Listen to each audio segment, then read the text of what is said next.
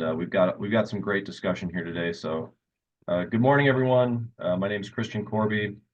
I'm the Deputy Executive Director of the California Electric Transportation Coalition, or CalETC. I'd like to welcome you all to the EV Charging Tech Toolbox event. This is going to be a discussion on Bring Your Own Cord EV Charging, otherwise known as BYOC. CalETC is a nonprofit trade association, and we advocate for smart EV policies and charging policies at our state agencies and in the legislature. We also do a lot of advocacy on the budget. We try to secure as much funding as possible every year for zero-emission vehicles and infrastructure. A little background on our board.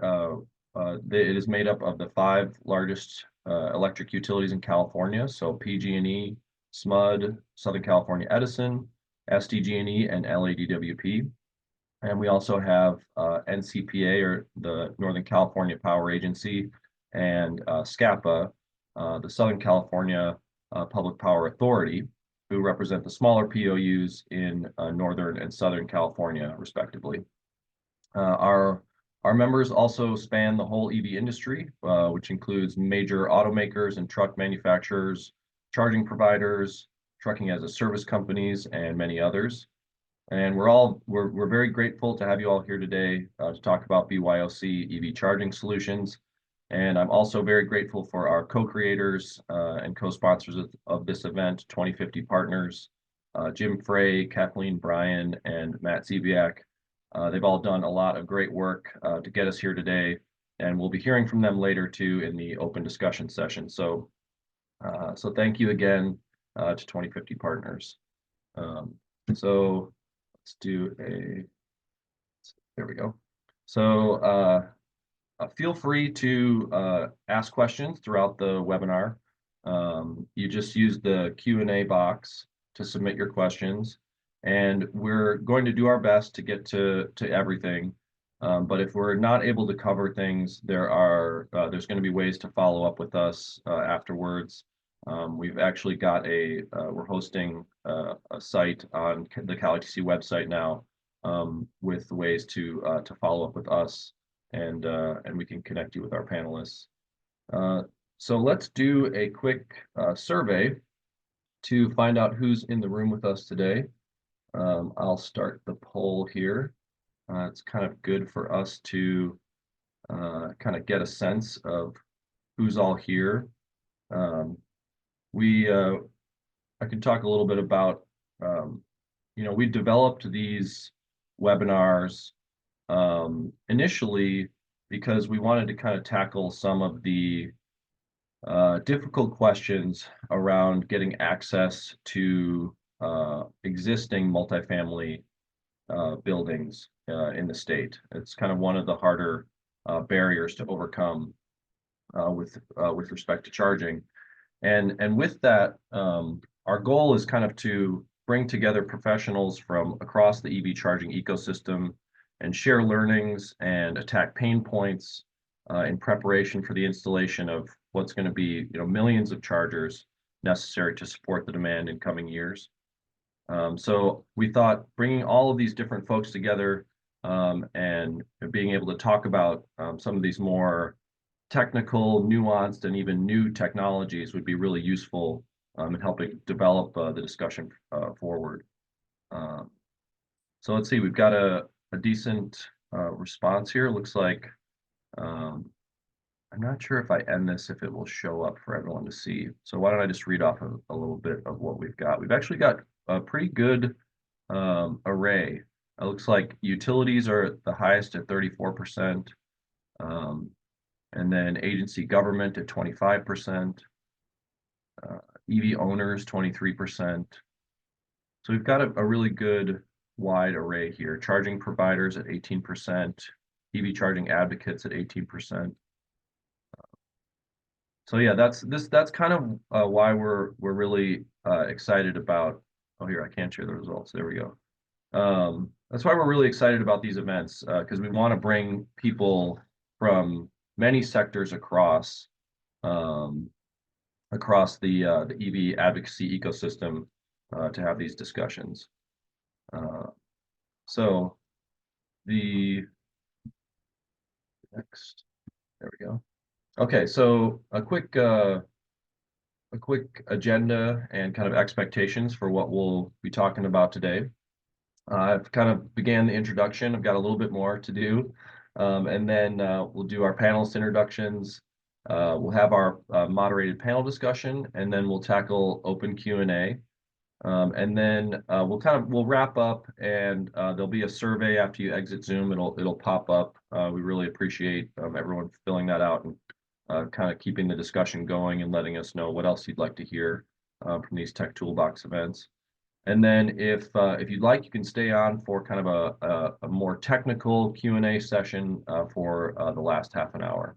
And then again, just a reminder to use the Q&A box to submit questions.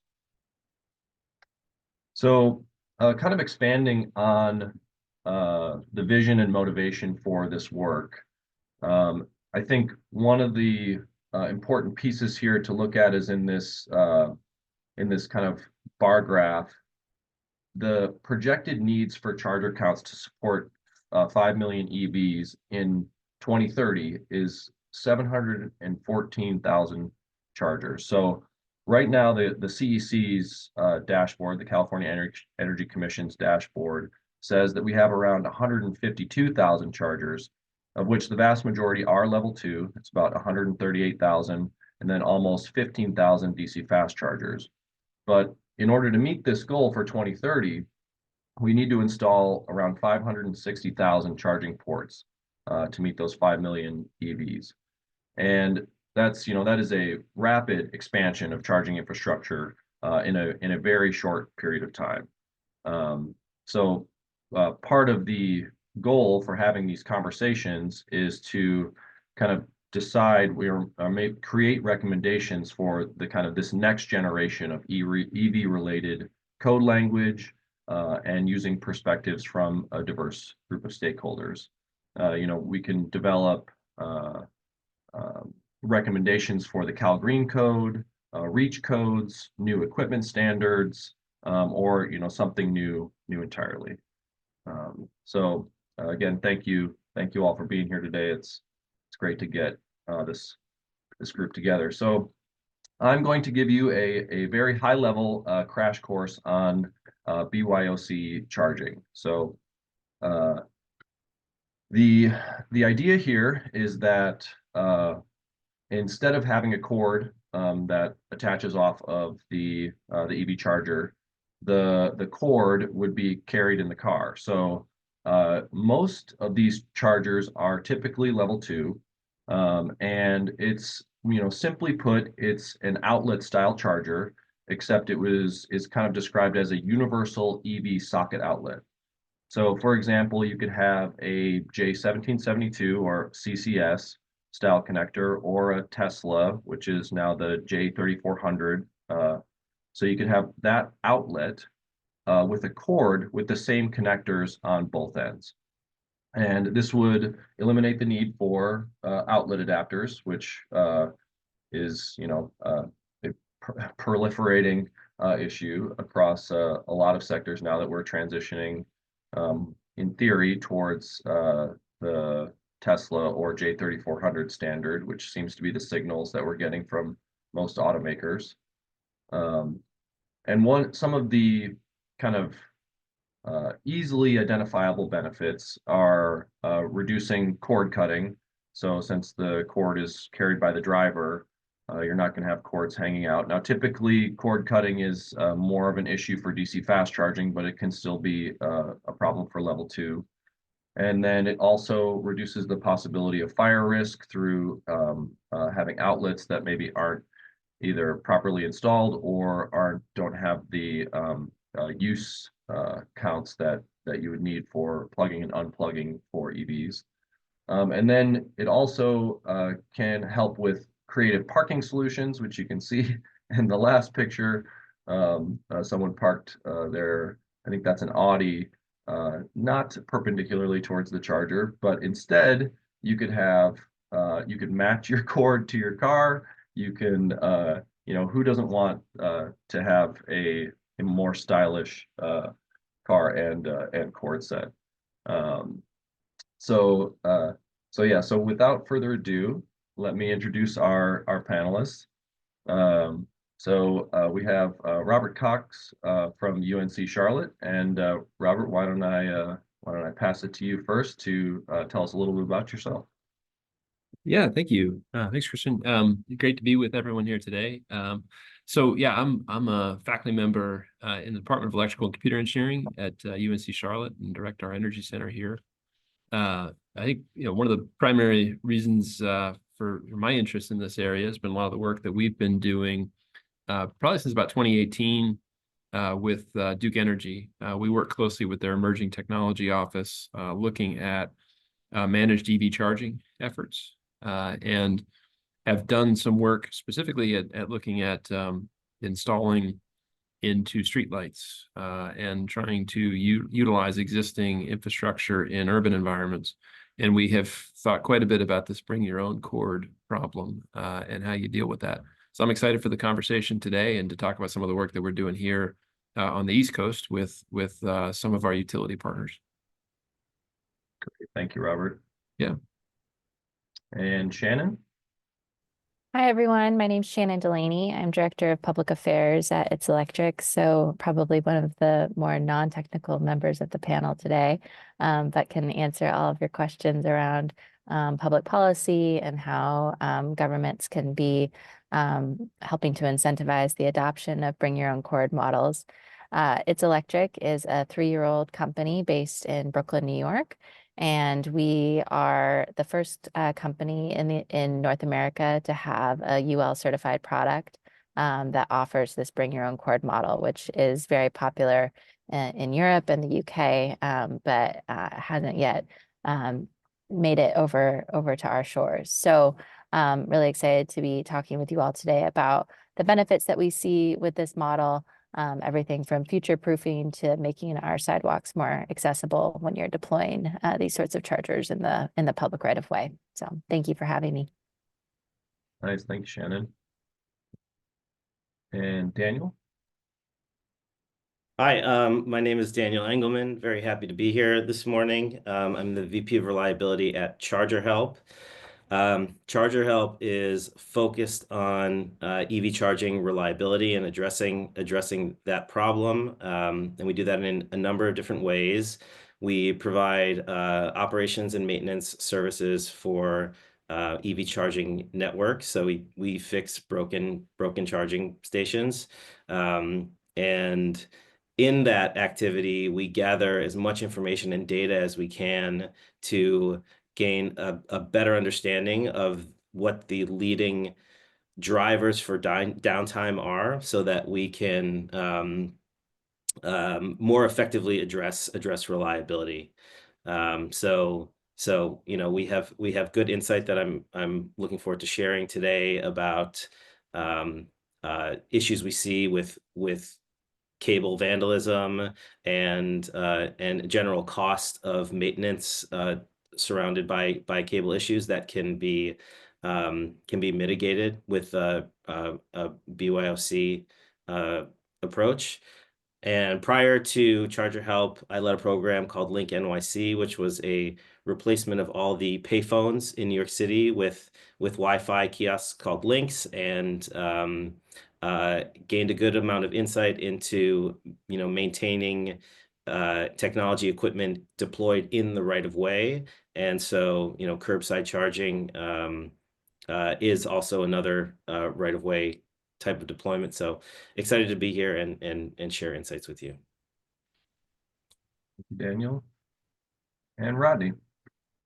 Hi, from the Rodney McGee, University of Delaware. I work with a team including technical and policy people to work on issues, primarily historically mostly around V2G, but now into things including NAC standardization, MCS standardization, and I also deal with the medium and heavy duty side of things, which is an aspect of this that we'll probably mention in passing, mostly be talking about passenger cars, but this has application in the medium and heavy duty world also, diesel idle reduction also.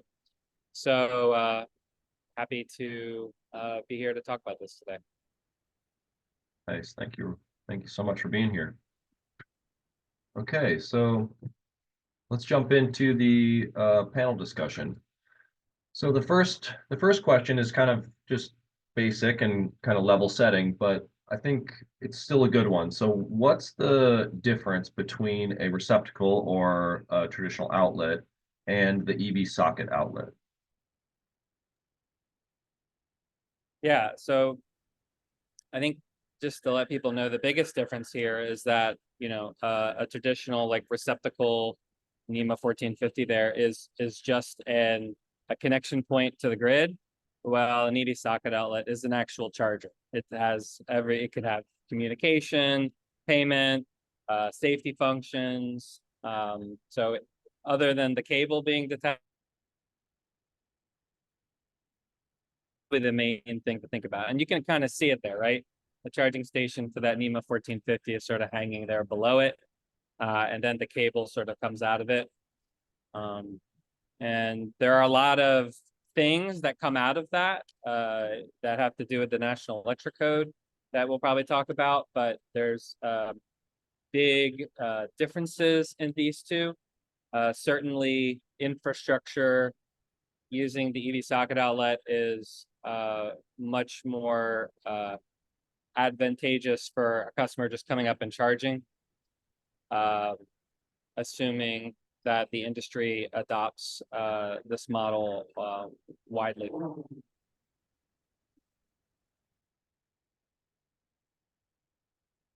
Okay, anyone else want to chime in on that first question? You know, the one thing I always say to folks is if we're talking level 2 chargers in general, like I have a prompt, Christian, if you'd like. No, Yeah, go ahead. related to this. Yeah. So to the team, can someone on the team describe the locking nature of a connector like this that might be different than NEMA? It may not always lock, but it could, or however that might be.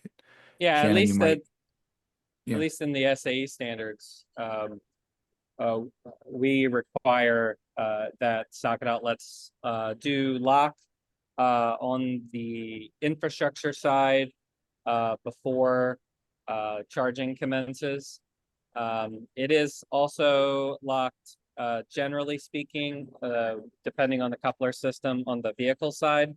But the idea is that in the standards, cars that support these EV socket outlets, many people are familiar. If you drive an EV, you can tell your car the behavior you want to have when you're done charging, right? So if you're in an environment where you want to be able to have someone unplug you and plug in the next car, like if you're at a trusted workplace or at home, you can set up the access control differently.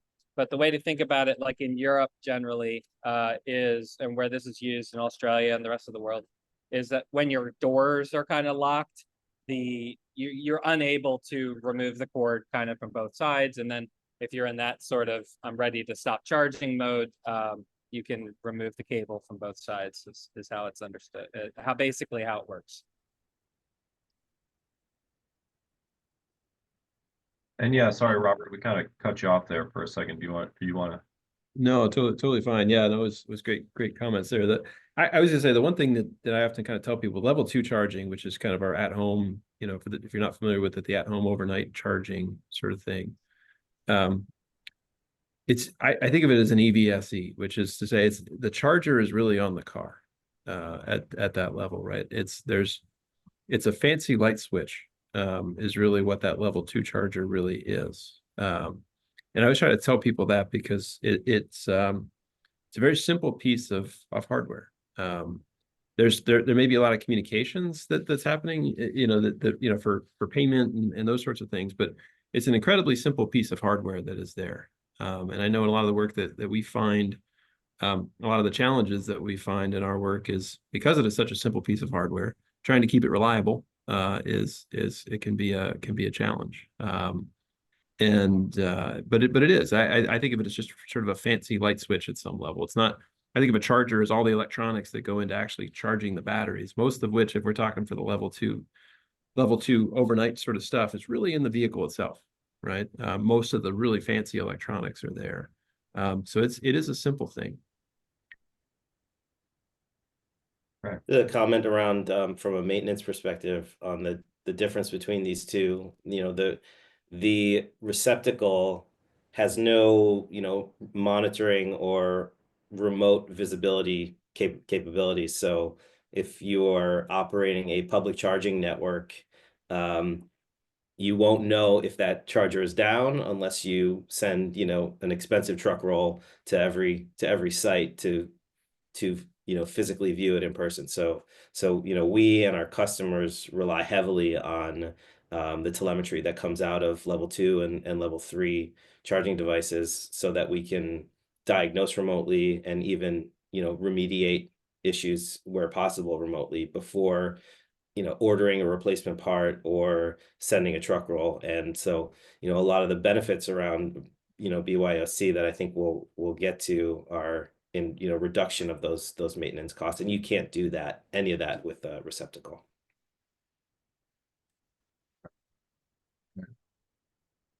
Okay, good points. Let's go to the next question. So what needs to happen before BYOC charging options are ubiquitous in the United States? Because we've heard from Shannon, you mentioned that this is a popular option in Europe, and I've read that as well. So what's I guess maybe standing in the way of it becoming something that's much more common here in the US? Yeah, so as everyone probably on this call knows, the National Electric Vehicle Infrastructure, or NEVI standards, is administered by the Federal Highway Administration, and that is both giving out money to different states and municipalities, but it's also setting those minimum technical standards that chargers that receive that federal funding need to meet in order to in order to qualify. And there is a definition of connector in the current NEVI standards that is relatively vague, and so isn't entirely sure what permanently attached means and what connector means in this context.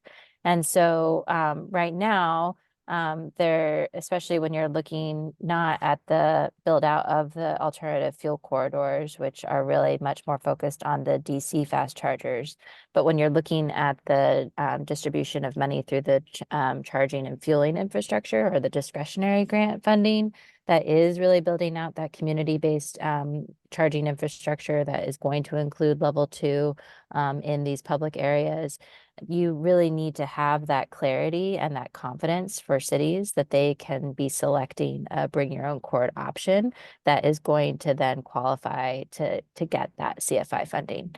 So I think what's really encouraging about this is that the FHWA earlier this year solicited feedback on adoption of the J3400 standard, or the NACS or Tesla standard. And within the J3400 technical requirements from SAE, there is a case B, which explicitly allows for a bring your own cord or a detachable cord model. And so our hope at It's Electric, as one of the companies that is offering this type of hardware, is that when FHWA hopefully adopts J3400 in keeping with the movement of the auto industry, that case B is also explicitly adopted, and that there are those technical amendments to the underlying NEVI standards to allow for that. But until that happens, I think a lot of the governments at the state and the municipal levels are really looking for that federal guidance. And so, we are deploying in other places outside of federal funding where cities are explicitly looking for this type of hardware.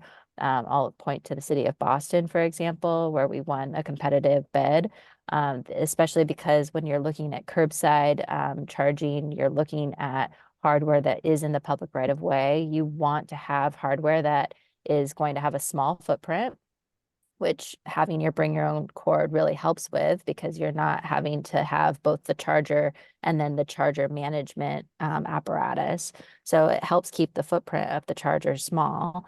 And so when you're looking at that sort of use case, cities are really interested in this bring your own cord model. And then, we haven't even talked about the reliability or the accessibility and the future proofing. But for all of those reasons, I think cities want this, but they also want the guidance that this is going to be something that is eligible. So until we have that regulatory clarity, I think it's going to be difficult to see this option proliferate.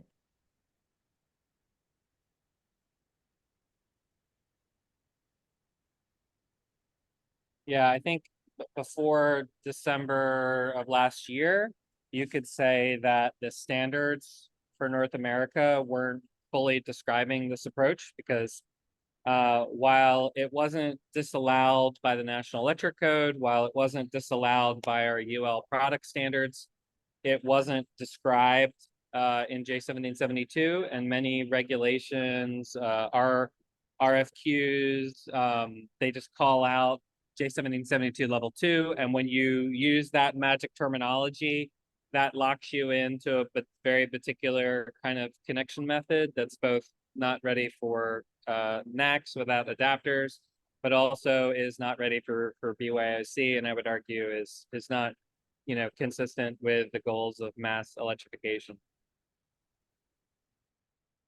Yeah. Okay, so a couple things. You got need some federal leadership on this, and then also some standards leadership as well. Okay, any other thoughts? Christian, Yeah. Christian, we could take a couple of the questions that are being addressed in Sure. text form, but we can allow the panelists to take a stab at them. So a good one to level set again is what use cases are being targeted for this BYOC solution. And so if we could walk through the panelists and they could each give an answer for these questions, that'd be great. If you don't have an answer, you can pass, I guess, if you wish. Yeah, As you said- oh, go ahead, Rodney. Go ahead. No, go. Okay, so for us at It's Electric, we are really interested in the bring your own charging cord model for areas where people don't have access to garages or driveways. And so they aren't able to install a charger at home and have that charging experience off street. And so if you think about where I live here in Brooklyn, if I wanted to get an EV, I wouldn't really be able to because my closest charging station would be maybe a mile away in a private garage, and I would be stuck paying for both the parking and for the charging. And so what we're really trying to do is bring charging to where people are already parking, which is on the curb. And that means that you need to think through, like, what is that charging experience going to look like? And as I was saying before, a lot of our city partners are interested in a form factor that doesn't have a cord attached because it helps to keep the footprint of the charger small. And so you don't have these bulky gas station, gas pump like things on your city sidewalks. So that is the number one use case that we're really interested in. We also are talking to fleet managers where they have really, tight parking lots. And so they also are interested in smaller footprint chargers. They also have the issue of maybe they're not going to have the vandalism because these chargers are behind the fence, but they are having really heavy trucks or really heavy vehicles that are potentially rolling over the cords and breaking them that way. So in a fleet context, that's interesting. And then I think, there's other places that are more like historic districts or places that are interested in the aesthetic and interested in having that, just the aesthetic be different. But I think curbside is our number one target right now, and that's where we're really focused on. But I think that there could be other use cases that we haven't yet fleshed out as much. I would say too, a little bit from our side, we also worked a little bit with curbside, and I think in our deployments, what we have found actually some of the aesthetics have been a major driving issue, I think, as Shannon had talked about. The other thing that has caused concern when we deployed, I mean, it was the first installations of curbside that we had in Charlotte, and no one on the municipal side even really kind of knew what questions to even ask. It was a very exploratory situation. A lot of learning was happening. And there were a lot of concerns that came up around trip hazards and just safety of having, because to be honest, I don't think most people really put the cords back nicely in general, is my experience. And so you do see them kind of strung across the sidewalk very often. We experimented with a number of things when we were developing our initial products, and we actually set it up so that we could had a reel inside the unit so the cable would retract, and we have found that to be problematic. And so bring your own cable does seem like the best way to be able to try to address that particular a lot of the issues that we saw. A lot of which were really not even vandalism was a concern, but I think safety was actually kind of the number one concern that kind of emerged, from just our initial deployments. I'll just add that a large portion of the cable maintenance issues that we see, have to do with the cable retractor, as part of the cable management system, not necessarily the cable itself. Just the retractor is just a more fragile component and is just more prone to failure. And so elimination of that component would be highly beneficial.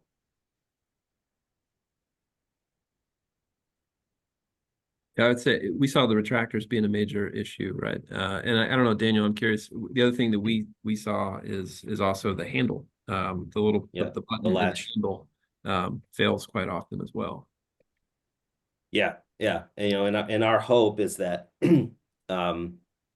through a natural selection process in the marketplace, that the manufacturers and OEMs will eventually develop a latch that doesn't break, or develop a more rugged retractor that also doesn't break. But until then, a lot of these cables are not just prone to vandalism, but they're on the ground. Drivers aren't picking them up, and so they get driven over and damaged that way as well. So there's just a number of failure points related to the cable, that as a component removed from the charger unit itself would eliminate a large portion of maintenance issues.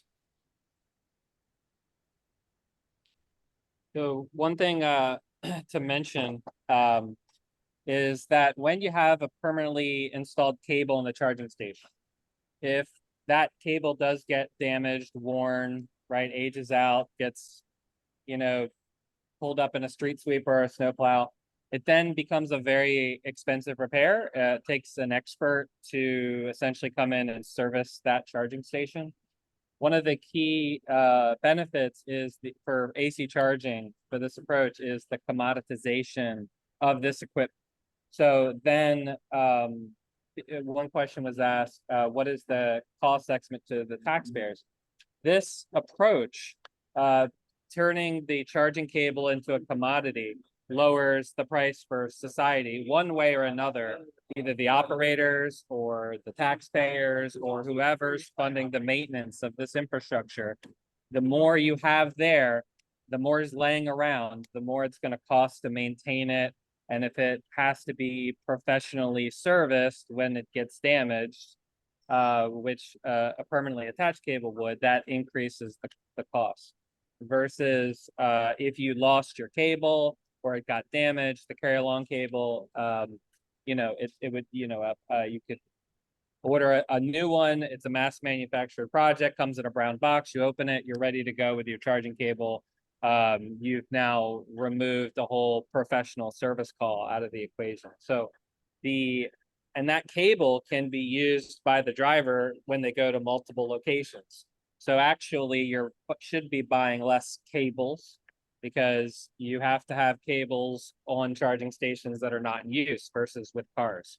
So that's the way I would look at it in terms of cost. BYOC is really targeted at lowering the overall cost of electrification for everyone.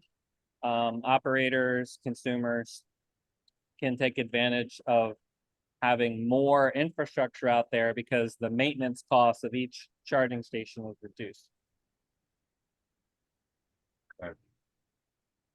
Okay, these are all really good points. Jim, did you have anything that kind of any questions that would fall in line with kind of the discussion we're having here, or should I move on to the next?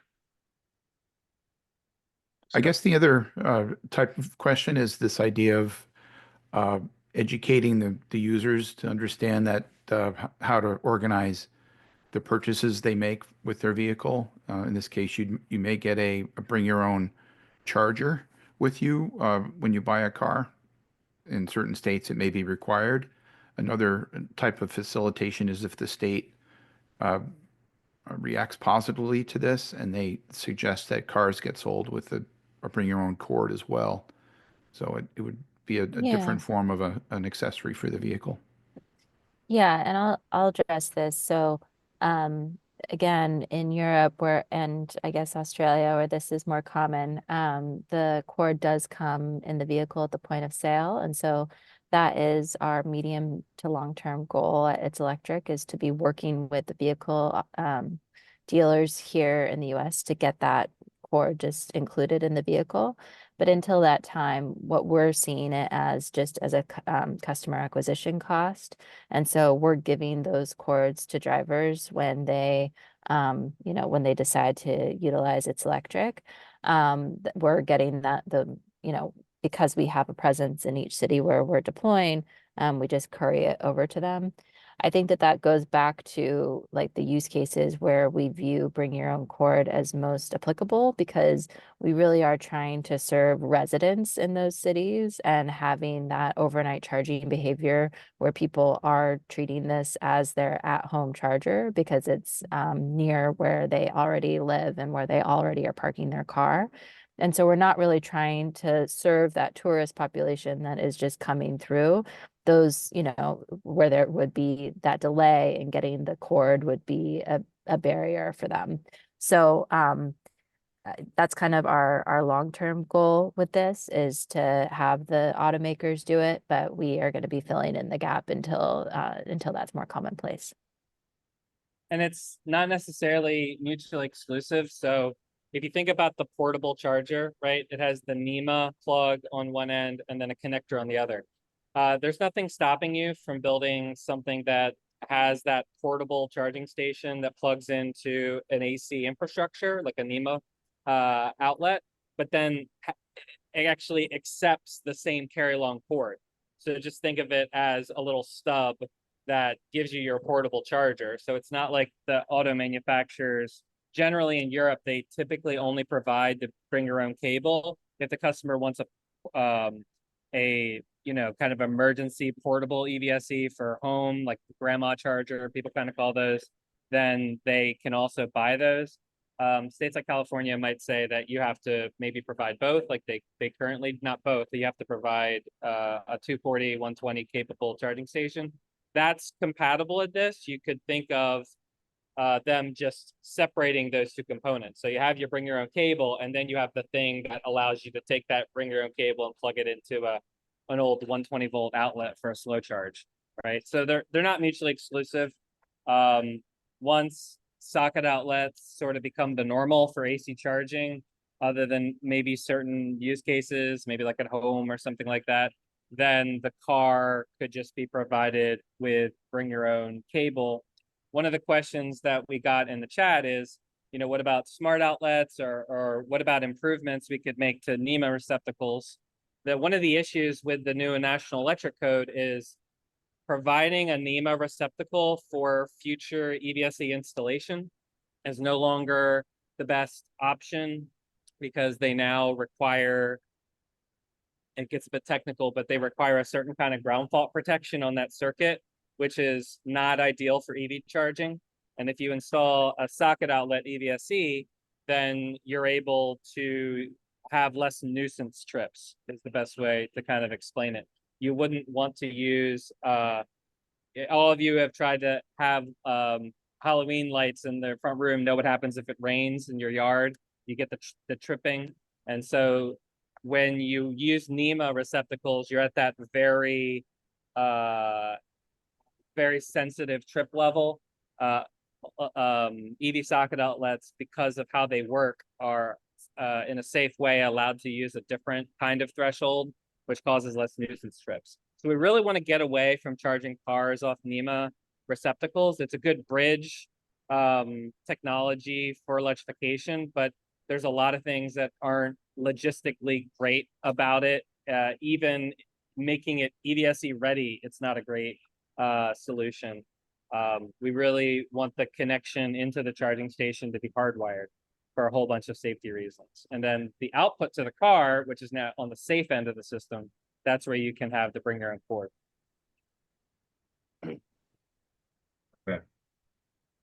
Okay, great. We got a question about vehicle to home and vehicle to grid. So these kinds of solutions are used for vehicle to grid, V2X in general in Europe. So some of you who follow things really closely have seen some AC vehicle to grid demonstration projects in the Netherlands and things like that. That uses this kind of connection method. So there's nothing about this connection method that cuts off new kinds of use cases or technology. It's not just charging, it's power transfer. So the communications enable the bidirectionality, and the connection method, at least this particular kind of connection method, is compatible with any kind of V2X functionality. Yeah, we can take some of the geekier extension questions down into our tech bonus round as well, which would be good. Yeah. And I wanted to mention too, I've noticed we got a couple of hands raised. We're not taking questions, spoken questions. So if you have questions or comments, just feel free to drop them in the Q&A, and we'll cycle through and answer as many of them as we can.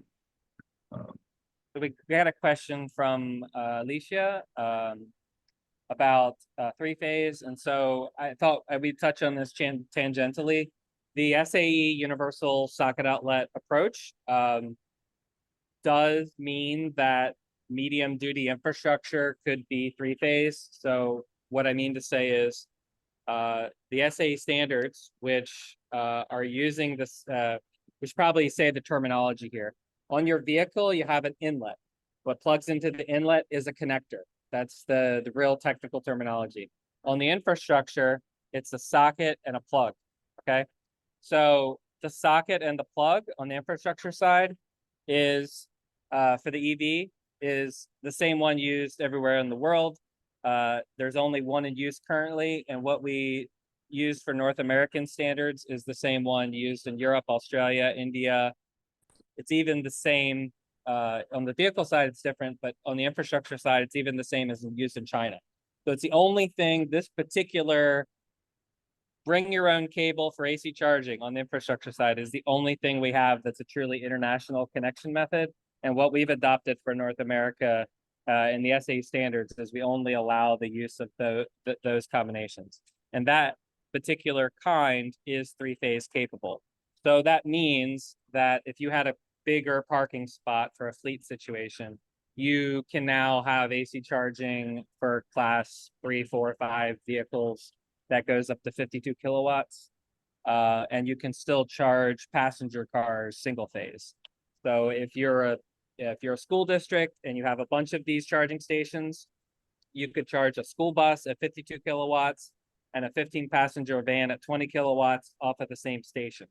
That's what the standards allow for. So for fleet application, it does allow some electrification for some larger vehicle classes and kind of opens up the door for some higher charging rates for these larger vehicles. That's not going to be for public charging, but for fleet applications where you have mixed class fleets, this is really ideal for AC charging. Okay, interesting. So why don't let's move on to our next moderated panel question too, just to make sure we're getting through a couple more of these as well. So what are typical challenges with providing power to curbside EVSEs? I'll take a first stab at this, as this is a picture of the itselectric product that you see up here on the screen. Yeah. So essentially, when you're looking at publicly, public infrastructure, you are having to establish a new interconnection with the utility, and that takes, up to 18 months. And then you're having to, when you're at the installation phase, really do a 4 to 6 week installation process of digging down into the utility main in the roadway. And I'm simplifying because, as I said before, I am not the technical person, but that is kind of the general approach, setting aside if you're connecting to a street lamp or an accessory feed, which in most of the parts of the country, you still do have to do transformers or because it's not at the correct voltage. But essentially, what itselectric does to power our curbside chargers is that we take a behind the meter approach. So it's privately powered but publicly accessible. And that means that we go to the nearby buildings where the electricity is at the correct voltage, and we pull that spare capacity from the electrical panel of the building out to the curb. We run a shallow conduit underneath the sidewalk, and that is how it's powering. So it's basically the more official version of if you've ever walked in an urban neighborhood and seen an EV parked on the street with, a cord running across the sidewalk. We're basically just making that more formal and putting that cord underneath the sidewalk with the proper safety measures in place. So that's kind of what we've decided is the fastest way to have some of the scalability that speaks to that chart that you showed at the beginning of the talk, where we're talking about the many, many hundreds of thousands. Google Meet or Zoom wanted to celebrate that. When you're talking about the many, many thousands of these chargers that we need to get deployed, if you're going to have an average amount of time just for the permitting to be 18 months, you're never going to get to the numbers that we need. And so that is what we really are trying to cut down for cities, is trying to make this much more scalable. So once we have that permission from the city to deploy on their public right of way, and then we have the contract with the private property owner, that installation can just take 2 days, and it is a much faster, cheaper approach to powering the chargers. Okay. Yeah, that's very interesting. And Robert, I- yeah. Yeah, I can speak to some of the challenges, I guess, that we've had. So when we deployed, so I mentioned part of my team, is Duke Energy, right? We work closely with them, and our deployments were with Duke, which is working with a regulated utility, both has its own set of challenges, right? Working with a regulated utility, but also, potentially provides some opportunities. So when we deployed initially, we actually partnered with Duke, and we were looking at some funding from the Department of Energy. At the time, it was looking at, how do you address these issues of people that are in a dense urban environment and don't have access to a dedicated off-street parking location. And our initial hypothesis had been to look at lighting circuits where there was capacity. And so essentially trying to tie directly into lighting circuits. And so all of the deployments that we have done so far actually traditionally have been off of lighting circuits, or the utility has been able to run directly off the distribution feed a separate circuit for the unit, which has simplified. It simplifies a number of things about being able to go through the deployment process. Access to power is less of an issue. One of the things that I think we're really trying to understand is in using the lighting circuits, it's terrific during the day when there's essentially no electrons flowing through those circuits because there's no lights on. But it does cause problems at night, obviously, when you have the lights turned on. So that is something that we are piloting right now, is whether there's some ways to look at managing that situation potentially. So we're piloting that a little bit at the moment. But one of the advantages I think that we've had in trying to do it with the utilities, getting power is fairly easy. That's the simplest part of sort of the permitting process, if you will, or the setup process. There's the bigger challenges have been more on how do we mark the parking spaces and things of that nature, where we don't have, at least in our area, we don't have good policies with respect to how those spots need to get marked, and there's been a number of challenges with that. But getting power has not been an issue for us because we have been able to connect directly to the circuits, and the utility has the ability. they have in the public right of way, if it's attached to one of their poles, and all of our units have been attached to one of their poles, it does also simplify the permitting process because they have the regulatory authority to put whatever they want to on their poles. There are issues about, as I've learned, who owns poles. It's a really interesting question because we have to go through the GIS system. Typically, when we do our walkdowns looking at where we're going to install, we have to figure out, well, potentially that pole has Duke wires on it, but it may be owned by the telephone company or the cable company, or so figuring out who all is using that pole is actually kind of problematic. But if it is a pole that is strictly owned and strictly used by the utility, it's been fairly quick for us to be able to install something on it. There's also, an additional set of rules to consider with, deploying in the right of way, versus, deploying in a parking lot that doesn't apply to other applications for EV charging. You're competing with other street furniture for that real estate, and so the permitting has additional steps to make sure that right of way access is available, and that's just a whole new set of requirements to consider that aren't part of other EV charging deployments.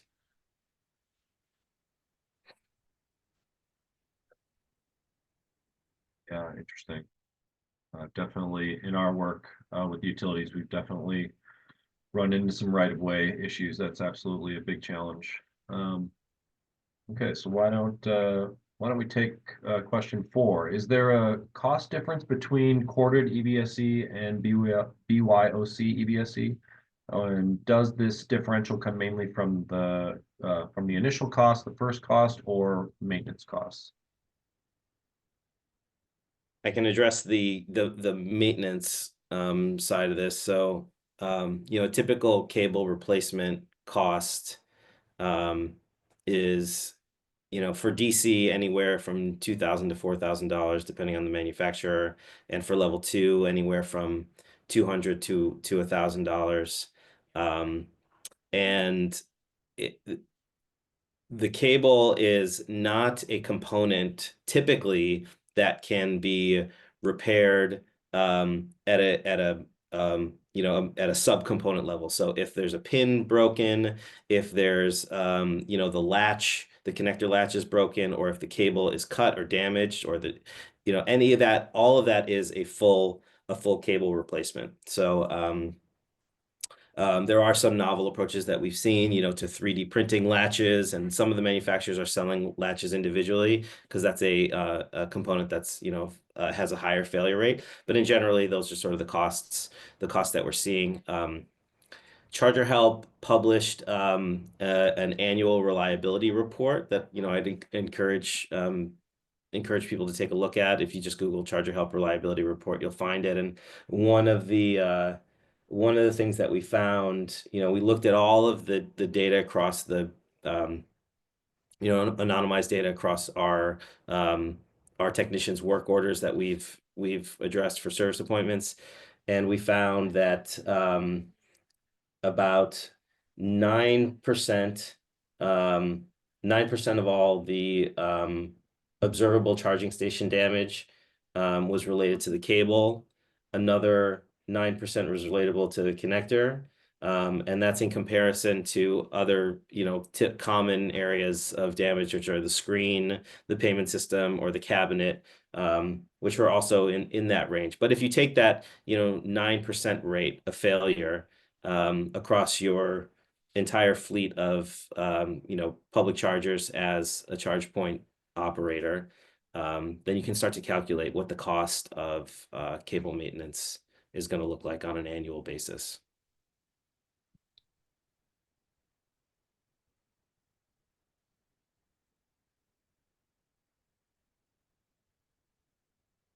Any other thoughts on costs before we move on to our? Yeah, I'll just say that when we're looking at the return on investment and how all of the you know, because our big offering is that we're taking on the capital expenditures, and then we're also taking on the operating costs as the owner operator for this public charging network.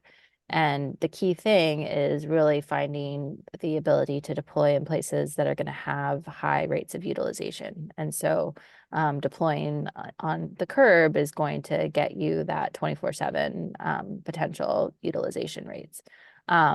But when you're looking at the cost of the EVSE over time, like I think it was Robert who was mentioning that like these are like relatively simple like technologies, and that's right. Like, and if you're taking away the cost of the cord management system and the cords themselves, and also taking away the cost of constantly having to replace sometimes the entire unit when the cord gets damaged, your hardware and capital like costs in that way are much lower.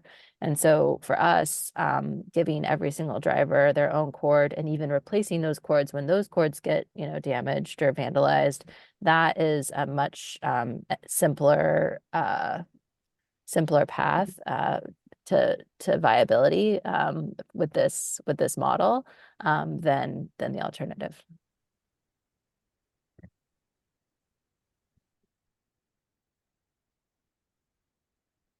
Okay. So question 5, what is the one message you'd like to send to the public regarding BYOC charging? And this is our last moderated panel question. And we've done some public questions as well, but we'll move into open Q&A right after this. So what's kind of the one main message you'd like to send?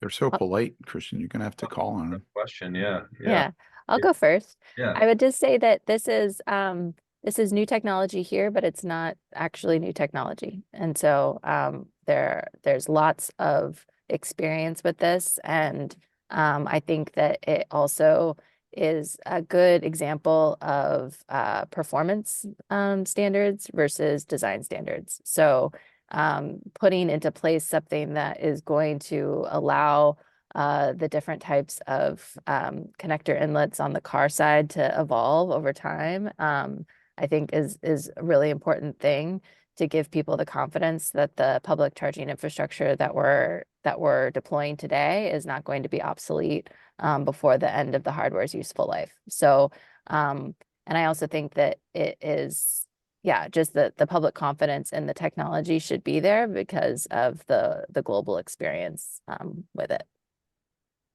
I would add to that. I think, you know, in urban environments, you know, like what itselectric is trying to go after. I mean, it really is, I think, the way to go for level 2 charging for the at-home, you know, overnight experience that I think is going to be so much of the EV charging. Having cables out there, I think, you know, if there's any point that probably comes out in all of this, is just the reliability issues that surround the cable.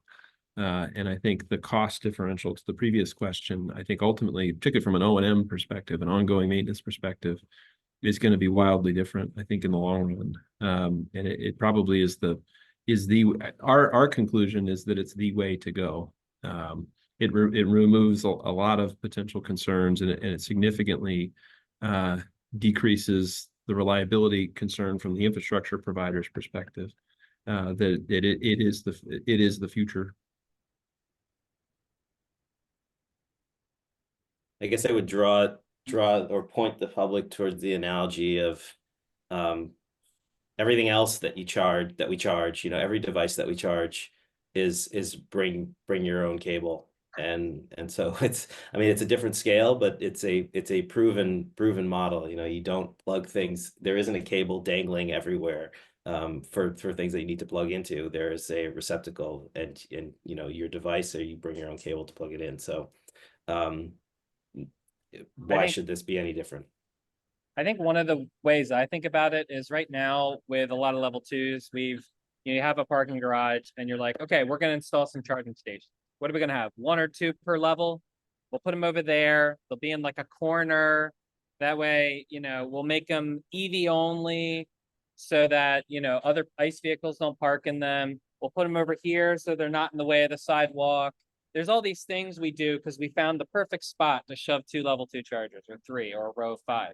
But then you think about, well, what about mass electrification? What happens if 30% of the parking spots in a garage are electrified?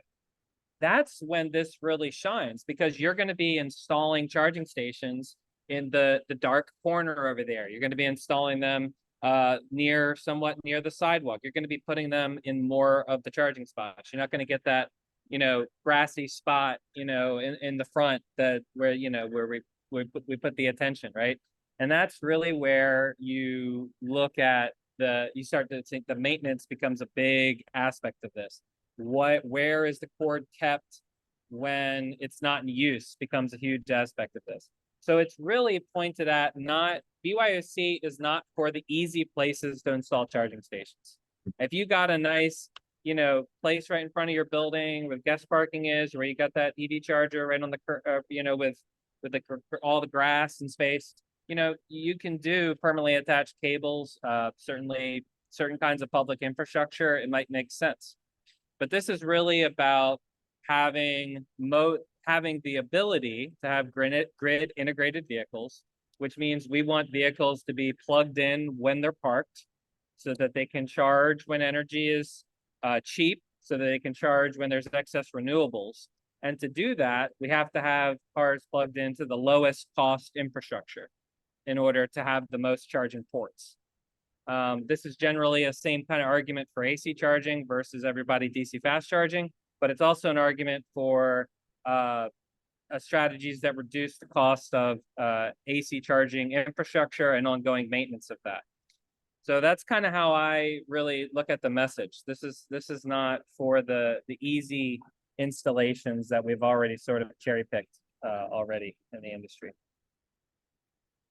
Okay, that's a very interesting perspective. I hadn't thought about that in the way that you're right. We're really, a lot of EV charging companies especially have really been trying to find the best locations and those best locations are going to get they're going to diminish over time, right? So we're going to have to start installing chargers maybe in places that aren't what we would consider best location. It's going to be, they got to kind of get in where you fit in kind of thing.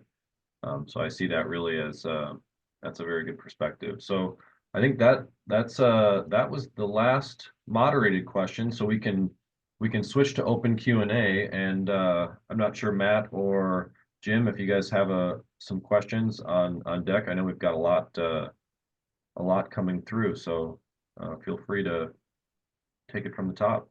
Yeah, I have one we can start with. This is, I think, a good segue from what we just talked about, where we're going to have to start expanding into charging spaces that are a little more difficult to access. And so this is maybe a question for Shannon. How do you broach a more construction-averse city like San Francisco, who maintains that curb equity should not allow for private residences to put an EVSE on the curb? Yeah, so the city of San Francisco actually is piloting a curbside charging program right now, where they are looking to permit this. But I think that we should draw a distinction between a private property owner putting the charger out on the curb and expecting it to be for their own private use versus a public agency allowing for a third party to put that charger there and maintaining that parking spot as a publicly accessible spot.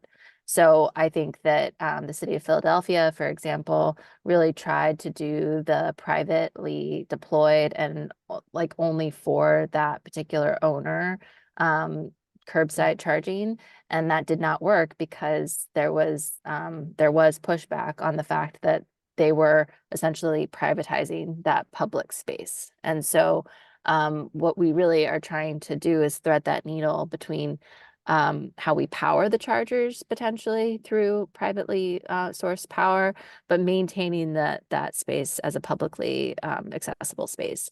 And that is true however you power the chargers. However, if you're powering it directly from the utility or elsewhere. I think that cities do have a rightful rightful desire not to just have it be that private property owners can privatize those parking spaces in front of their houses.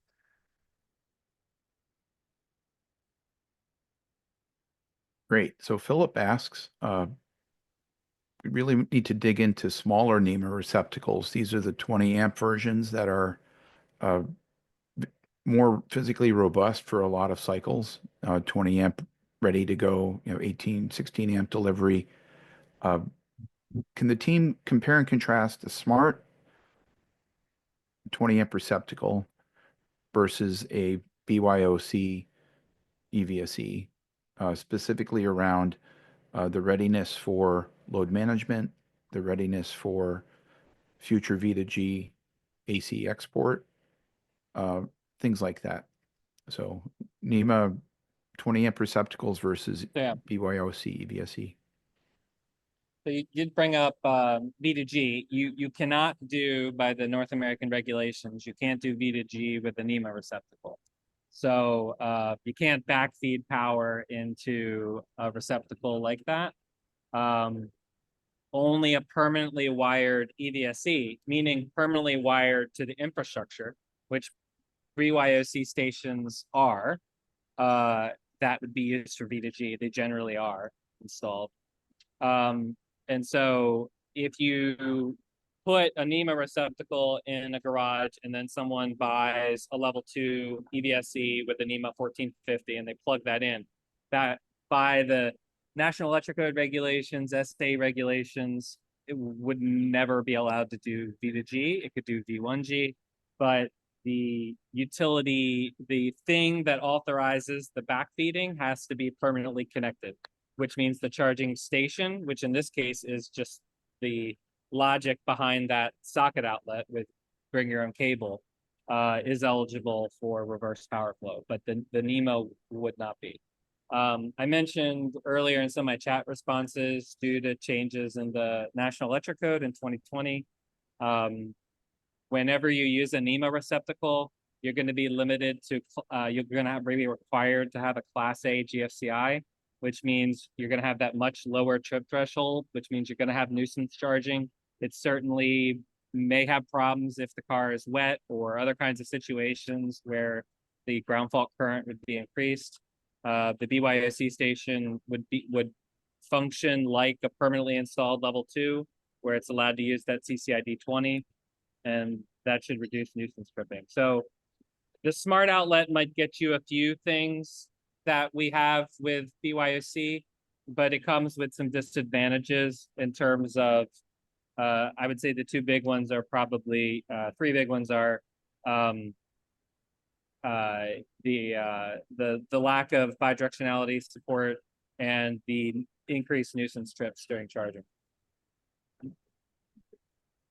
So Rodney, can you or others on the team expand the readiness of pretty much any EVSE to behave differently during a load managed session, either because your building has some limitations, you may have a demand charge you're moderating for, or maybe your grid is asking for relief.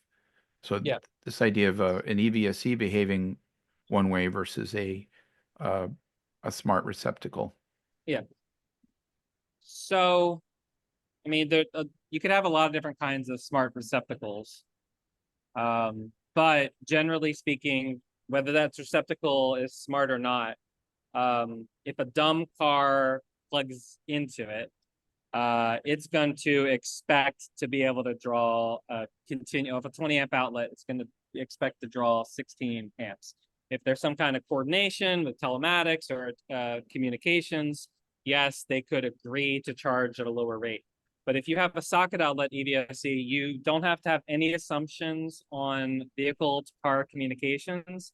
The charging station provides the control pilot built into the station, meaning without knowing anything about the car, without having any communications with the car or the customer's equipment that they've brought with them to plug into that NEMA outlet, you can reduce the rate that they charge at. Anything else has some assumptions to get that kind of functionality, and it wouldn't just be broadly you couldn't assume when you have an EVSE versus as a socket outlet versus a receptacle, they look very similar. But when I said one is an EVSE, that means that could do everything a typical level 2 does. So you get those advantages with it versus a smart receptacle. You're sort of grabbing a few of them here or there with some assumptions. Awesome. We've got another question here with a little bit of a reliability focus. So maybe we can start with Daniel on this one. We've got a listener who's heard of problems with connectors of cheap, uncertified EVSEs overheating and damaging the charge port on the car. With BYOC, that could potentially happen at the supply end, damaging the socket. Do you know if that's been a problem in Europe? And will there, in general, be a need to deter the use of substandard cords bought online? So I would say the largest cause of that would be adapters, and BYOC does eliminate adapters for AC charging, so that's one benefit. Daniel wanted to chime in, so I'll let him go. Yeah, that's a great point. I mean, we, as much as possible, try and follow the manufacturer's recommendation on parts to use for that replacement. So I think that would just have to be extended, to the marketplace. There's third party. There will always be, third party suppliers that provide a product at reduced quality. I can't necessarily speak to prevention of damage to the receptacle on the vehicle side. We haven't seen anything like that. This is perhaps a follow-up to that. Have there been any conversations around like little handshakes or checks that can be done to make sure that a customer is plugging in like a certified safe cord into something like this? Does anyone know about that? Yeah. So certainly we have what we do require. I think I answered this in one of the chat questions, or what we do recommend, or I think it's actually required in the SAE standards, is that if the charging station provides over 32 amps, that it provide some thermal monitoring on the socket outlet, which is no different than AC charging stations that provide that on the end of the connector. So wherever the charging station ends, whether that's a permanently attached cable or whether that's a socket outlet, we recommend that any EVSE have some thermal protection there, and that will help protect. It's not just uncertified. It could be damaged connectors. They have FOD in them. They've maybe been used improperly or mishandled. And so we want the stations to be able to see that overheating and to protect themselves. And we've given ways to do that with both approaches. In my experience, if somebody wants to make a knockoff, they'll figure out how to do it, and they can replicate they can get access to the standards and find out, what signals they need to send. And I think no matter what, somebody will overcome that. I've been amazed at the knockoff problems that we've run into. Just even with things like circuit breakers that are marked with, that they were made by somebody like Siemens or something like that, that were ultimately found to be knockoffs. So people find a way.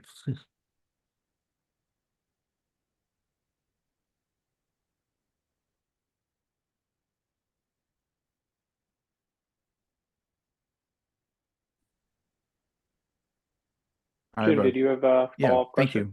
you. I have one that is a little subtle, but I'd like to drill into it a bit, and that is the fact that an EVSE could be set up to deliver 32 amps max, and a 20 amp receptacle, its entire life will be a 16 amp port for that install.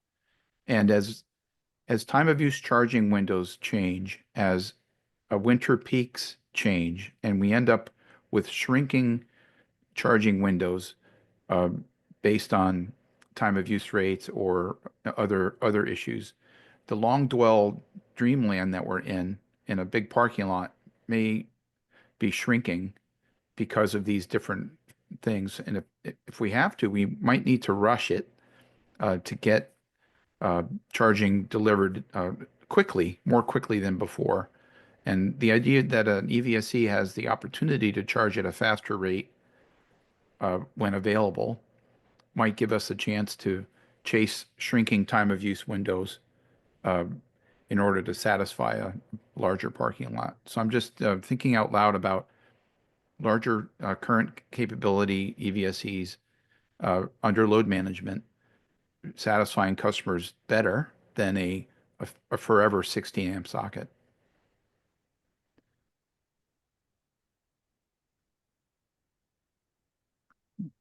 Does that make sense to the team? It does, and I would even add, I think this goes beyond even just the question of, you know, in public spaces. I think the issue that we're seeing in our part of the country, at least, is, and I'm sure seeing this in California, is even in residential spaces, as people, you know, here, when people begin to use utility incentive programs, let's say, to install EV charging, what we're seeing happen is that, you know, when they use that utility program, especially, there is an analysis that is done to see if the transformer can support that EV charger. And there have been instances in our state where a customer at a home is sent a bill for a new transformer and says, you know, sure, we'll provide you with your charging station, but only if you paid for the upgrade. And I think, you know, that infrastructure management question, the grid infrastructure management question generally, I think is going to lead to much more load management. And I think it is going to be absolutely essential for load management to be a major part of all of these systems moving forward from an infrastructure management perspective. I think, you know, a lot of the questions are around, you know, you talk about the parking garage. I think the question would be, could you ramp everything up to 32 amps for a long period of time and sustain that from an infrastructure perspective? Or how much upgrade to that infrastructure would need to be done?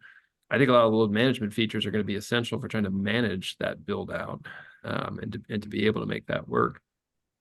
The notion of trying to rely on fixed areas there, I think is going to be problematic. And I think ultimately there's going to be more and more incentive as well to probably absorb some of this excess solar energy that happens in the middle of the day as well, right? So I think that aspect, I think from an infrastructure management perspective, is going to become a bigger and bigger question.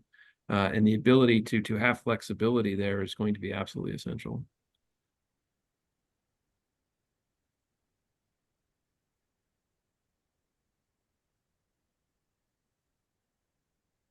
Excellent. I've got another question here, which will probably be the last one for the main panel before we transition to more technical topics.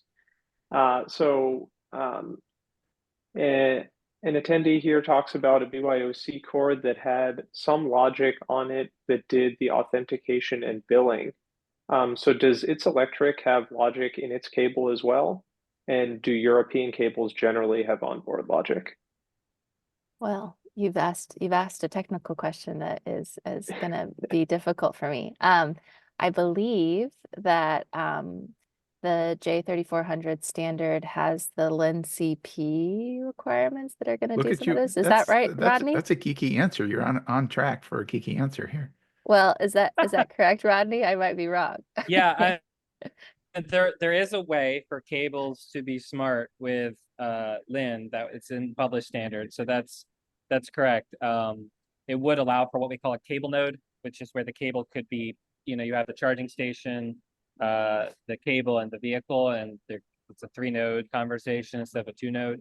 And that does allow a potential for, you know, the cable to be part of the digital comms. So certainly we've been working on standardizing that at the university, but I'm not aware of any existing commercial systems that do that yet. And I also, and not trying to throw my automaker colleagues under the bus here, but wouldn't it's not just about the cord, it's also about the vehicle being able to communicate with said cord? So there's two ways to do it. The charging station could actually facilitate active, like these smart cords and maybe even smart adapters. And in some cases, the car wouldn't have to know anything about it. We certainly have some use cases where the car just gets a plain old PWM, and then all the digital stuff is upstream. That is a type of use case. So there's a use case where it's a three-way digital conversation, and then there's a use case where the EVSE can talk to the cord, and then the cord provides a sort of old school compatibility signal out to the car. Both are possible under the standards. Got it. Great, thanks. and- Sorry for and sneaking the certainly technical one question way- in early. Yeah, when one What way about it Rodney? works is some just use something like RFID. So it's a bring your own cord, but then you just tap the RFID on your cord to the station, right? So it doesn't necessarily have to be that the intelligence is in the cord. It could be on the cord, and then it could be, tap to authorize kind of a deal. It's not as seamless. You'd have to go tap and then plug it in, but that's certainly something some people do in Europe.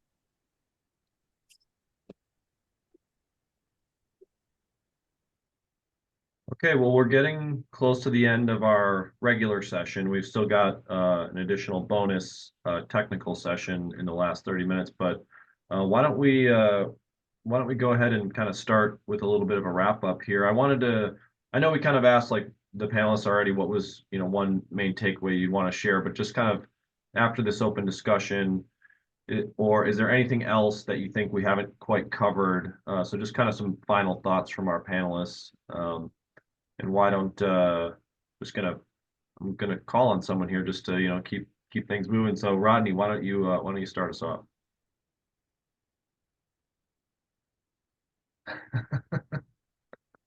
I think did we just lose him? That's what happens when you call on people. They run. All right. I can go. I Yeah, can yeah. go. Yeah. So I just want to give people a sense of the scale here. But 70 million drivers across the US park on city streets. So 70 million people don't have access to at-home charging. And so figuring out ways to make sure that there is infrastructure first so that these people have the confidence to make the switch to electric vehicles is really important. And the bring your own cord model is an important aspect of providing that charging where people are already parked on the curb. So just wanted to give people a sense of the scale of the market here.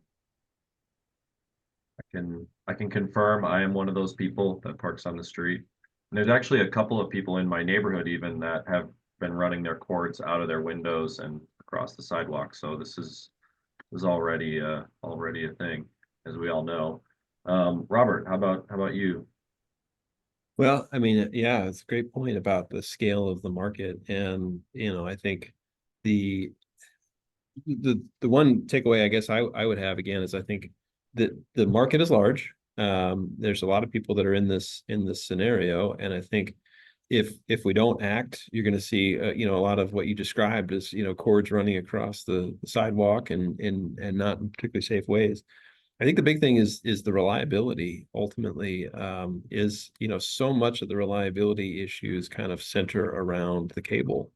And I think also liability issues that center around the cable. And I think being able to move towards this technology, I think ultimately will help that EVSE in the public right of way to scale, right? This is certainly otherwise I don't think it would ever scale without BYOC ultimately, because so much of the reliability question is there. It gets into a question I saw in the chat about equity at some level too. I think that this is a question we have dealt with a lot, which is to say that if I have a garage at home, I'm always probably going to be able to charge more cheaply than I would on the street. And that is an issue. And I think everything we can do to get those two things at parity, it's going to be impossible to get them at parity. I think maybe others have different thoughts on that, but I think it's probably impossible to get those two things at parity. BYOC helps with that for sure. And I think that's an important point to maybe take away as well. And I think a lot of that because it's just going to be cheaper to maintain that infrastructure in that environment. And Daniel? Yeah, one thing we haven't talked about that you know is really important is, you know, as a driver of reliability, telemetry is extremely important, and you know that's getting information from the charger to tell us, you know, what's wrong with it, so that it can be fixed. And the one component that it's very difficult to get telemetry from is the cable. You know, if the payment system's down, or you know communication has a problem, or if there's, you know, a problem with the screen, you know, we can get telemetry in our monitoring systems that tell us that. But if, you know, the cable latch is broken, or the retractor is broken, or there's a cut cable, you know, that's really hard information to get via telemetry. And BYOC is a great solution for that from a maintenance perspective. Point. And I think, Rodney, we got you back. Did you have a final thought for us? I had to join from my phone. Can you hear me at all? We can, yeah. Okay. So I did miss what the question was about. Just Sorry, a, for the just visual. a final thought as we kind of wrap up. Anything that we haven't covered that you No, I think we got in most of the stuff that I wanted to hit on. Yeah. Okay, great. So we have a kind of the high level benefits of BYOC charging on the screen. I think we basically covered all of these things, including the downsides as well. There's always kind of a give and take when we're talking about the different charging solutions. These slides will be sent out to everyone after the meeting, and then we will post the recording of this session on the CalETC website. We'll send out that link as well. What's next? We've got a couple of future event topics kind of brewing, balancing customer charging session costs with site host needs for cost recovery, and parking lots that are grid interactive and ready to export, so like V2G connected. But we're always looking for new ideas. So a survey is going to pop up when you exit the Zoom. So please fill that out. Let us know how we did and provide any suggestions that you have. We've also created a Gmail EV Tech Toolbox ideas at gmail.com. So please send any ideas you have to us there. And then just want to thank our panelists. Robert joined on short notice, so thank you so much for making it. Shannon, Daniel, Rodney, thank you all so much for joining us today. And if you have time, please continue to stick around, and we'll kind of dive into a few of these technical issues a little bit deeper. So yeah, I wanted to also thank my partners at 2050 Partners. Thank you all so much for your hard work on setting this up and leading the open Q&A. So yeah, thank you so much. And we can segue into the final session. Okay. Great. So one of the questions that popped up is a related topic, and that is planning ahead for inductive charging for light-duty vehicles as an alternative to a bring your own cord or a corded experience. So what could the group, it's probably early to have really thoroughly concrete answers to this, but the idea of pads on the at the surface or below the surface of the parking spot to provide power for charging. Any thoughts?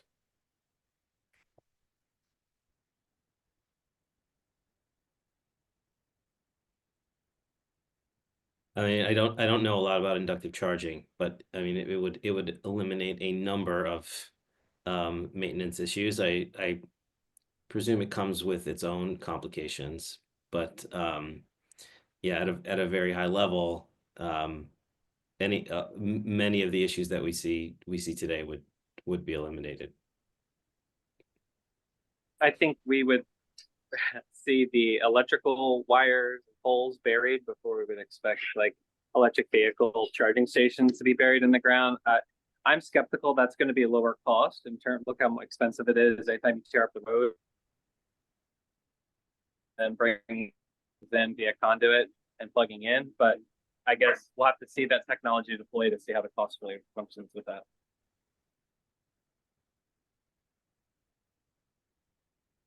Yeah, I would agree. I think I would be skeptical to believe that that would be a lower price point ultimately to deploy. I think the real challenge there, I mean, it also gets into how close do they really need to be, and there's some technical challenges there, and which could be, I think make it a much more challenging technical implementation. That I think the lower cost is probably going to be a direct coupler.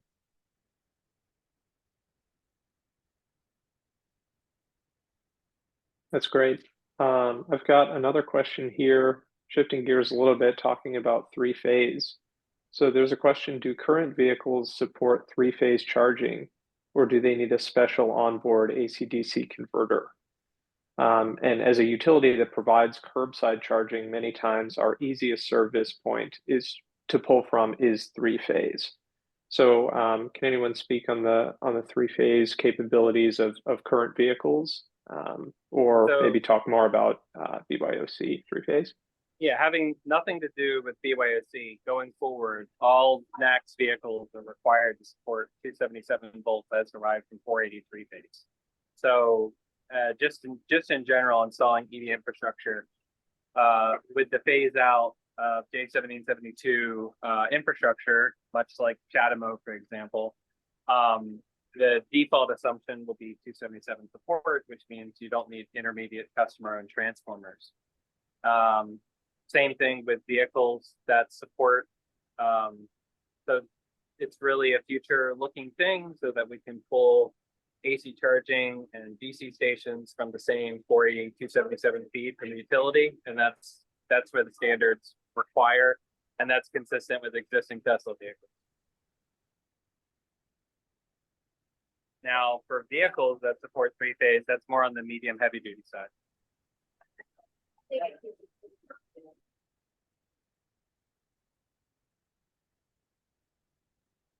Okay, we have a question about the being super clear to site hosts why a BYOC system is appealing to them. We talked at length about the different things. If someone wanted to itemize the benefits to a site host, specifically comparing it, contrasting it to a recorded EVSE, first cost versus ongoing costs. And if anyone has any specific example data, maybe some MSRP type estimates or cost differences, that would be great. You know, nothing secret, but maybe some casual pricing would be helpful. Yeah, so I'll take a shot at this, and it's hard because with It's Electric, we're talking about both the bring your own cord model, which is like the unique aspect of the hardware, and then we're also talking about this behind the meter connection, which is like a unique business model. But so just to take the bring your own cord model, I think that a site host would be interested in doing that because as Daniel and others have talked about, you're going to have much less issues in terms of the reliability.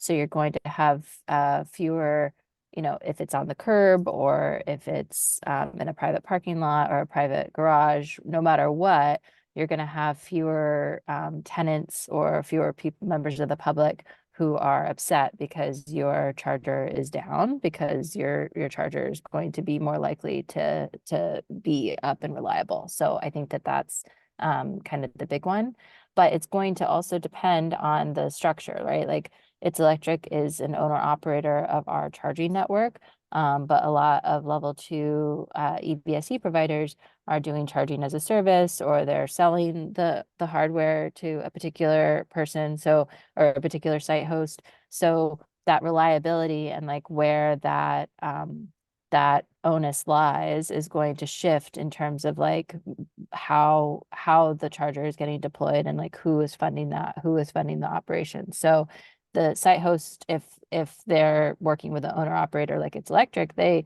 aren't really dealing with any of those concerns. But if they are actually purchasing the equipment, then they, you know, they would be on the hook for that. So it's going to kind of vary. I hesitate to talk about like MSRP or all of those things, because it's sometimes an apples and oranges comparison, again, because of like we're not selling our hardware like other level 2 charger providers. So but happy to talk about that offline. I would add to that too. I mean, just the question is an interesting one. How do you tell this simply or describe it simply? And then Shannon gave a great answer to that. Problem is, I think more generally, and maybe you guys are in California, maybe things are different there. I always assume things are different and easier perhaps in California than they are, let's say, when you're sitting in North Carolina where the politics are completely different. But it's really hard to have a conversation with a site host in general about EV charging, because they oftentimes they don't know what questions to even ask. And you know, they're used to an experience of going to a gas station, and it takes, you know, a short amount of time to fill up, right? And so it's, you know, I don't think that everybody fully understands what's the difference between a level 2 and a level 3, and all those things are at play, that it's hard to even begin to move to the next more nuanced part of that conversation of BYOC versus a traditional level 2 EVSE. And I think there's a challenge that all of us have, I think, because this is such a nascent technology in general, of how you really even begin to talk about those benefits when somebody has perhaps no experience even in thinking about installing EV charging. So it's hard to talk about a reliability difference if they're so new to the technology. And I think that's kind of the challenge I feel like everybody is sort of in. Those of us who have done this see the benefits of BYOC, but those that have never done anything don't have, you know, sort of a starting point in mind. So I think the question maybe even more generally is how do you get people kind of to understand what questions to even be asking in that process? You know, how do you help site hosts kind of think through a lot of these issues? I mean, we see this all the time, and we're trying to deploy charging through, you know, or exploring a way of doing that through, say, an outdoor lighting program. But it's hard to do that because even the folks that are offering that service from an outdoor lighting perspective don't know what to think about. And so there's just so much nascency. And again, maybe it's different for folks in California. I suspect there's still challenges, but maybe a little bit farther along on that sort of adoption pathway. But we see that in general. They don't know where to start with the questions to even ask.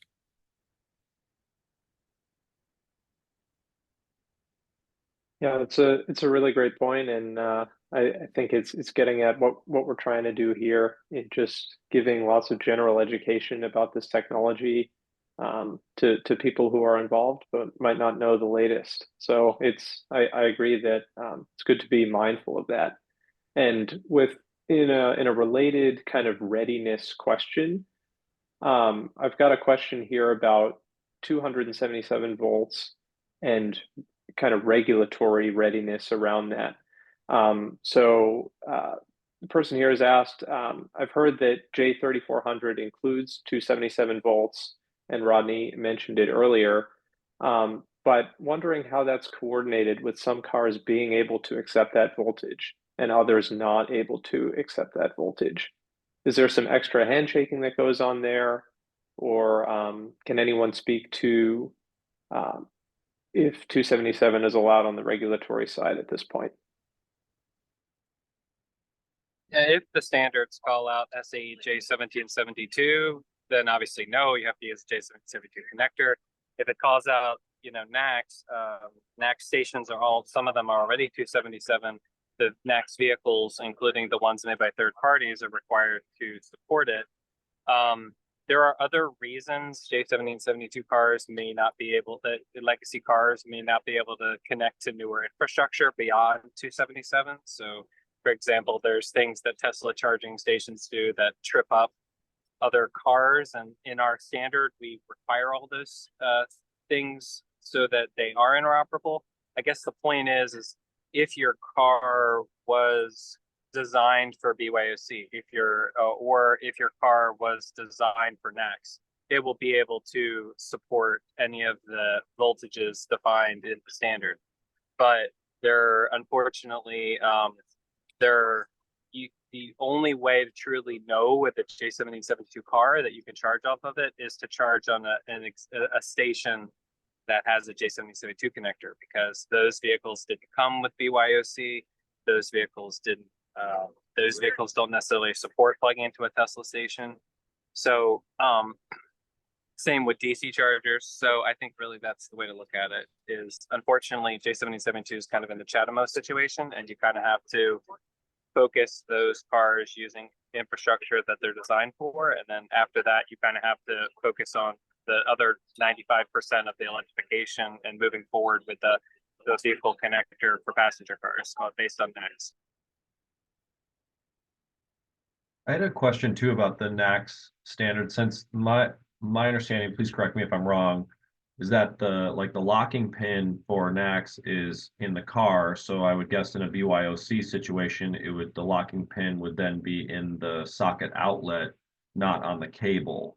Is that true? Both sides would be latched in the NACS case.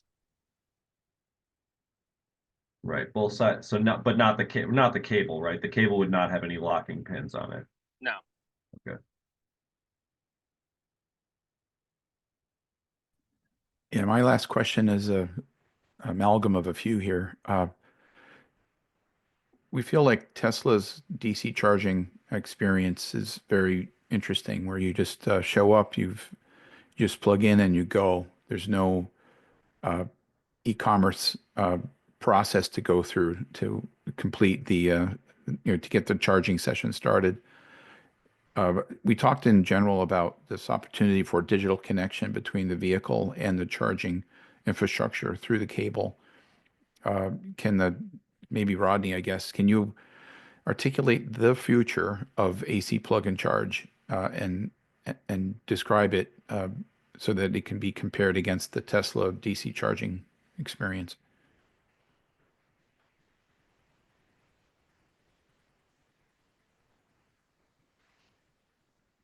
Oh, scared him.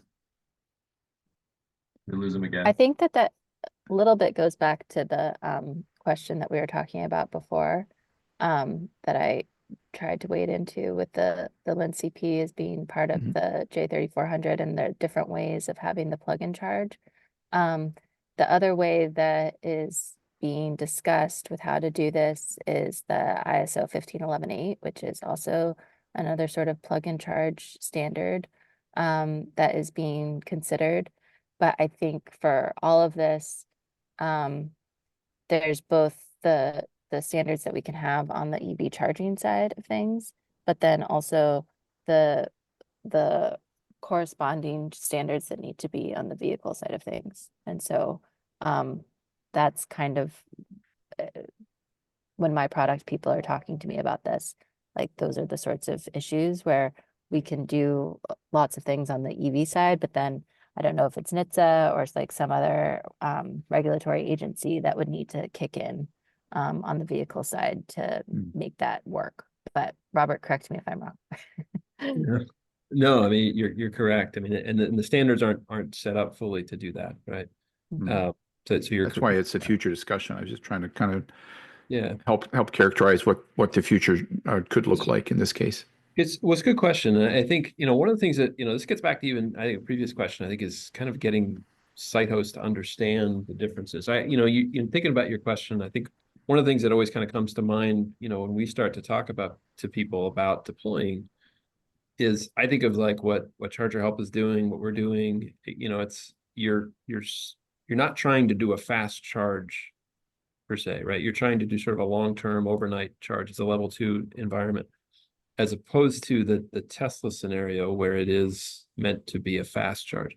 And there is, I know that's not exactly what you're asking, but I think those experiences are different. And trying to get people to understand that those experiences are meant to be different, and they should be different. And those are the sorts of questions I think that we kind of struggle with a little bit, is trying to get people to understand that when they use this type of infrastructure with BYOC, it's going to be different than what they get, just from a nature of what the charging session itself is like. So that's a key point I think of that I always kind of draw, because again, it is sort of how do you explain all of this to someone who's not familiar with technology. But I think the other piece, to your question of forward looking, I know one thing that we are talking about is whether or not a cable could potentially be provided that would potentially have some way of being able to handle the commerce piece, such that it was known to be your cable in some way. Frictionless charging is what we've kind of termed it, so that you could basically plug in and go and have something similar to the Tesla experience. And we've actually been prototyping some situations where maybe there's an add-on to that cable where that information is kind of housed. That would be sort of something that would potentially be outside of the standard. And I think that's one possibility, I think, in the long run, is could you create a frictionless environment where there is some payment information? The question really, for that, we're kind of thinking in terms of the market research of, what are the customers that are familiar with the EV market, that have EVs? What is their take on that? I think people would like that experience that you described that in the Tesla ecosystem. How do we create that same sort of experience for the customer and remain within the standard, which I think is what Shannon was also kind of talking about. Like, there's only so much you can do. I think we're trying to think through how is there anything we could potentially add into that cable to do that. But it gets into the question of right now, where does the cable come from? We were thinking about, okay, a cable that if we have a program, we could give that cable to someone. And so it's kind of tied to them. But if we go in the direction of, cables are required to come with the car, maybe that doesn't work as well. So I think, how this evolves is kind of an open question, but I do think that there is going to be, in the long run, probably some effort to make that experience as frictionless as it can possibly be. Thanks, Robert. Shannon, how does the e-commerce element of the charging customers experience, how does that work for an itselectric customer when they arrive at a post? Yeah, so we really, and you saw some of the pictures of our charging post on the screen earlier, but the only two things that are on that post are the charging receptacle, and then there's that, yes, the picture of that illuminated E, that's an RFID card reader. Okay. And so people, our chargers are powered through Switch software, and so there's a customer app, and then there's also the communication that goes, to us. But the customer can create an account, either a guest account or an actual account, and then they can link their payment method through the app, and then also through the RFID card reader. So those are the two ways that that people can pay right now.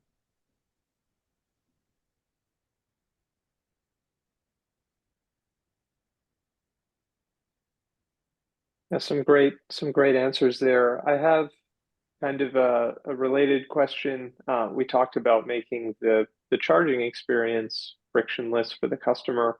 I'm wondering if any of our panelists can talk about what would make mass deployment of these frictionless from a regulatory or code perspective. Are there things that you would like to see that would make it easier to deploy this type of charging solution en masse? Like, do you have a kind of wish list that would just, make these projects easier to greenlight? What's hard about it is that aside from the adoption of the J3400 standards / technical amendments to NEVI to explicitly allow for bring your own cord, then it becomes really a municipal by municipal set of decisions as to how they're going to permit this, specifically in a curbside context. So to that end, itselectric is a recipient of a federal grant that we got earlier this year, where we're going to be deploying in 4 cities across the United States. And then there's also a partnership with ChargerHelp to train EVSE technicians. And then there's also an aspect of this where we're looking at what curbside deployment looks like and really creating that permitting toolkit for cities to think about how they permit this, because they're currently using other ways of permitting street furniture, but aren't necessarily set up to deploy these chargers curbside. And so that to me is more important because and it isn't something that you can necessarily do like on a one shot, right? Like you're going to have to do that on a municipal by municipal basis. So trying to give guidance to cities of like what to think about, like best practices, all of those sorts of things is going to be really important. But before even that, you need to have that certainty that cities are going to be able to take advantage of federal funding for this type of hardware.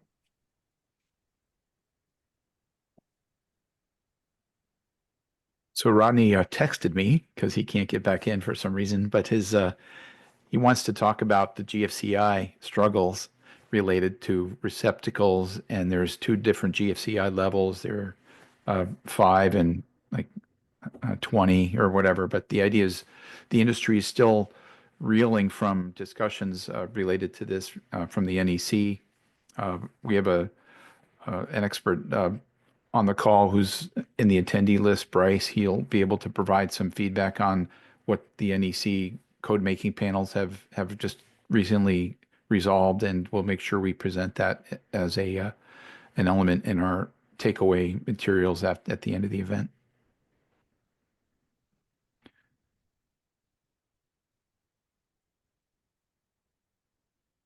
One thing I was thinking about in our kind of previous discussion about roadblocks or maybe not roadblocks, but what code changes could exist. This might be thinking a little bit outside of the box, but it would be interesting to see if there, one of the big issues in the multifamily context is where you have to do the trenching around parking lots. So the California Green Code has triggers for when they're resurfacing or doing electrical upgrades to parking garages to require installing some EV charging in existing parking areas. And I wonder if cities could adopt REACH codes, or even the Cal Green could adopt some type of REACH codes or some type of codes where if you're, ripping up a sidewalk or a street, or, where it's going to significantly reduce the cost of trenching for curbside, you could have a requirement to install some curbside charging as well. Just something that I was thinking about. I doubt that's been seen elsewhere, but something to consider. Well, it does remind me that California just passed a law this last session that would require, when municipalities are doing new climate change planning, that they explicitly look at curbside charging and make a plan for that, and indicate whether or not that's a use case that they want to pursue. This isn't going to be something that every single municipality wants to do, or it's even a good fit for, but to direct those planning agencies to be thinking about it is a good step forward from just maybe we aren't to the triggering of the installation yet, but we are to the triggering of the planning piece. Right. Good point. Yeah. Very cool.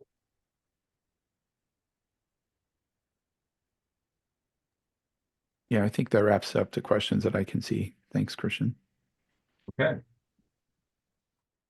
Okay, well, I think that takes us to the end of our session here. Again, I really want to thank all of our panelists. Thank you all so much for sharing your expertise today and taking some time to share that with a wide stakeholder group. Again, when you exit Zoom, the survey will pop up, so please send us any ideas you have for future Tech Toolbox events, and let us know how we did. Really want to thank you all again for attending, and hope you enjoy the rest of your Wednesday. All right, everyone. Thanks so much.